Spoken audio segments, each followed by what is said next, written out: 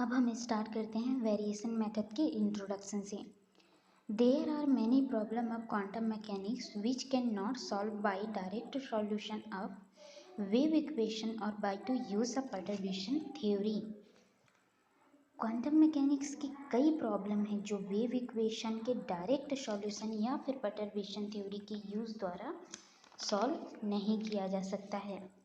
Helium atom एक ऐसी system है जो वेरिएशन मेथड या स्पेशली रूप से केमिकल प्रॉब्लम में इंटरेस्ट के लिए लागू होता है। हम वेरिएशन मेथड भी अप्लाई कर सकते हैं लोएस्ट स्टेट में। यहाँ है एंगुलर मोमेंटम और and electron spin multiplicity. The expectation value of energy in normalised state up is given by. Normalised state में एनर्जी की एक्सपेक्टेशन वैल्यू जो दी गई है वो इस इक्वेशन द्वारा दी गई है। E is equal to integration of psi star H psi d tau. इसको हम लोग लेते हैं equation number 1। Psi is the variation function if psi is equal to the function of psi zero of the lowest state. यहाँ psi variation function है और psi equal है psi zero के लोएस्ट स्टेट में। The energy E will be equal to, अब हम देखते हैं एनर्जी ई जो है किसके इक्वल है।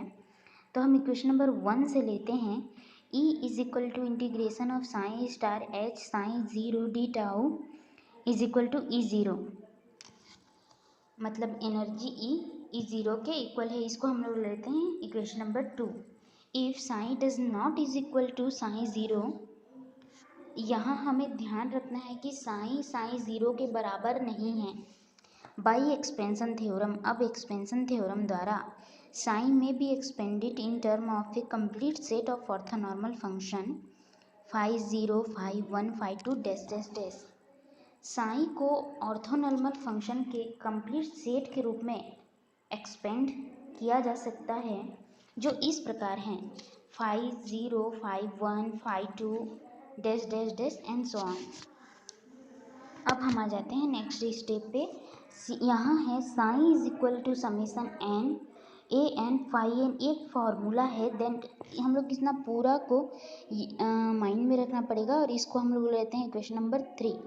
अब इन सब वैल्यू को हम लोग पुट करते हैं इक्वेशन नंबर 2 पे और उसको सॉल्व करने पर हमें मिलता है इक्वेशन नंबर 4।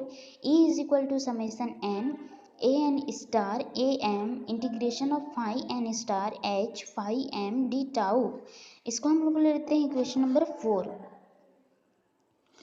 अब बट वी नो, अब हमें पता है H phi m is equal to होता है ई एम फाई एम। तो इस वैल्यू को हम लोग इक्वेशन नंबर 4 पे पुट कर देते हैं फ्रॉम इक्वेशन 4 और इसको हम लोग सॉल्व करते हैं तो हमें मिलता है E is equal to summation n a n star a m E m integration of phi n star phi m d tau. इसको हम लोग लेते हैं equation number 5 in above equation. अब इक्वेशन नंबर 5 का जो एक इक्वेशन दिया है integration of phi n star phi m d tau is equal to हम लोग मान लेते हैं डेल एम एन। अब इस वैल्यू को हम लोग इक्वेशन नंबर 5 पे पुट कर देते हैं तो हमें जो इक्वेशन मिलता है वो है summation n a n star a m E m del m n E is equal to. This theorem is the basis of the variation method for the calculation of the approximate eigenvalue। मतलब यह theorem to system के approximate eigen value के calculation के लिए variation method का basis है।